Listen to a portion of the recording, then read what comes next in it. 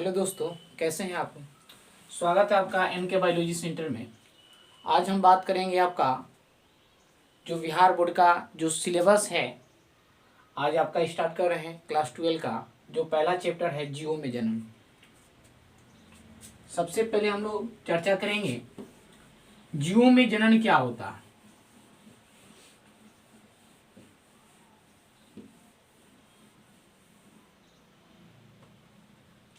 सबसे पहले चर्चा करेंगे जीव के बारे में। जीव जो है, अगर देखा जाए तो जीव के विभिन्न रूप हैं। जीव दो रूपों में विद्यमान है। फर्स्ट स्वपोषी और सेकंड परपोषी।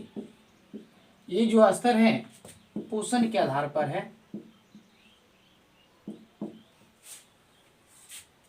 देखिए दोस्तों, सबसे पहले अगर बात करें जीव के बारे में तो जीवों के लिए एक सूचना आवश्यक है कि जीव जो हैं वह दो तरह के होते हैं, स्वपोषी और परपोषी। कौन जीव? स्वपोषी यानी कैसा जीव? जीव जो है सजीव प्राणी।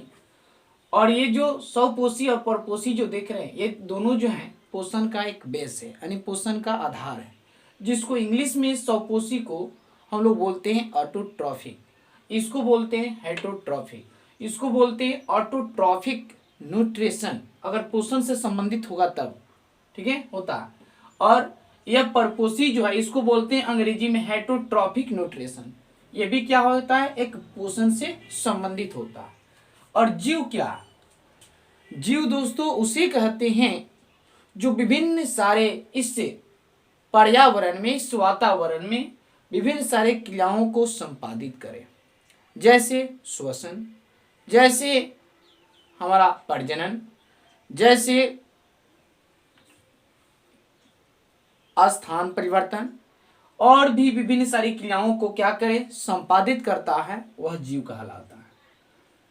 जीव उसे कहते हैं जो एक स्थान से दूसरे स्थान तक परिवर्तित हो सके और उनमें विभिन्न सारे बाहरी उद्दीपन की क्रियाएं भी मौजूद हो, और वह विभिन्न सारे पर्यावरण से संबंधित विभिन्न सारे क्रियाओं को एक साथ प्रदर्शित कर सके, ठीक है, उसे हम लोग कहते हैं जीव। वही जीव है। अब आइए, जीव जो है इस पृथ्वी पर दो वर्गों में विद्यमान है। पहला सजीव, अगर दूसरा वर्ग की बात करें तो वह है दोस्तों निर्जीव।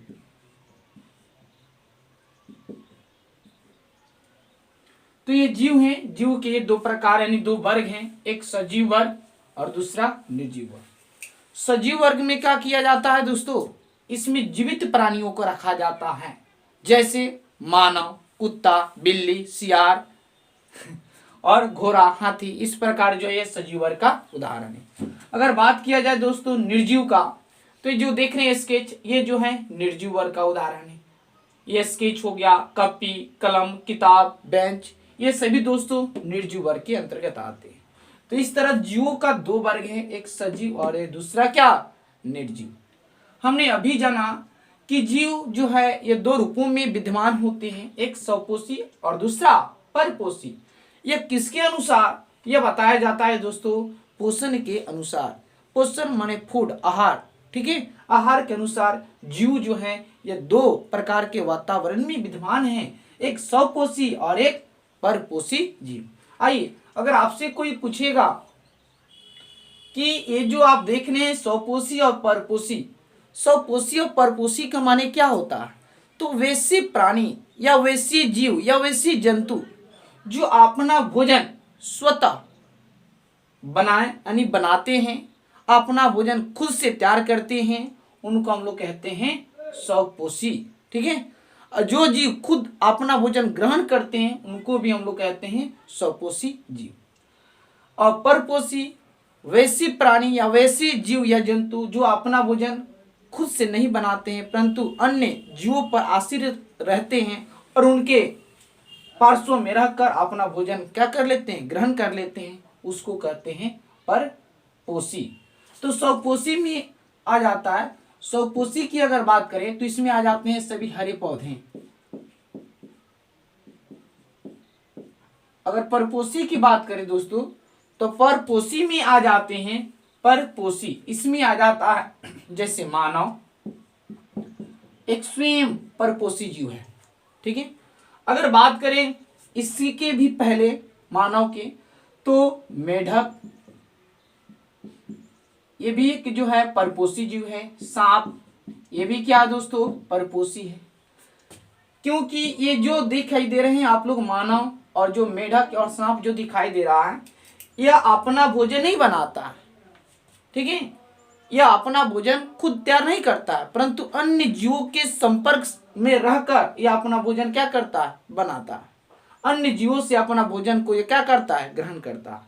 जबकि हरे पौधे अपना भोजन स्वयं संश्लेषित कर लेते हैं, स्वयं अवशोषित कर लेते हैं, इसलिए उनको स्वपोषी कहा जाता है।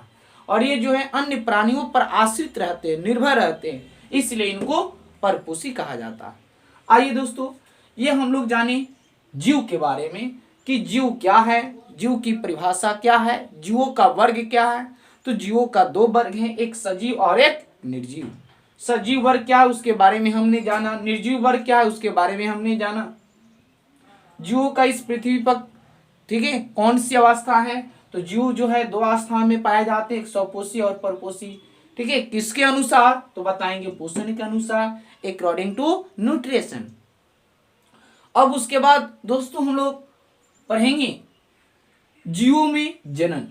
अब अगला जो टॉपिक होगा हमारा वह होगा जीवों में जनन, इस पर हम लोग चर्चा करेंगे, ठीक है। इसको अगर बात किया जाए दोस्तों तो इसको हम लोग बोलते हैं रिप्रोडक्शन इन ऑर्गेनिज्म।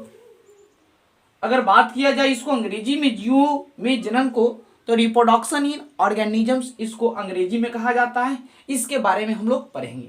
हमने तो पढ़ लिया जीव के बारे में इनमें से, अब हम लोग इसके अगले टॉपिक में, पार्ट में हम बताएंगे जनन के बारे में कि जनन क्या होता है, ठीक है।